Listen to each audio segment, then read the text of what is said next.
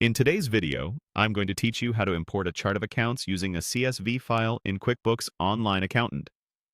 This is a great way to save time if you've already set up your accounts in a spreadsheet and want them in QuickBooks quickly and accurately.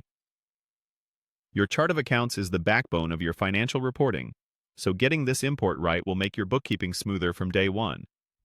Start by logging into QuickBooks Online Accountant. Once you're in, look at the left menu. Under Bookmarks, select Chart of Accounts to open the list where all your accounts live. In the top right, next to the New button, click the small drop-down arrow. From that menu, choose Import. This opens the import window where you'll upload your file. Click Browse or Upload File and select your CSV or Excel file that contains the chart of accounts. Before you upload, it helps if your file has a clear header row and no blank lines, and includes at least the columns for name, type, and detail type. Description is optional, but it can make your list easier to understand later. After the file is uploaded, QuickBooks will prompt you to map your spreadsheet columns to its fields.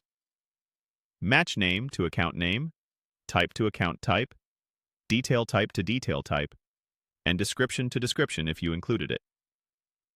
Account type is the broad category, like bank, expense, or income.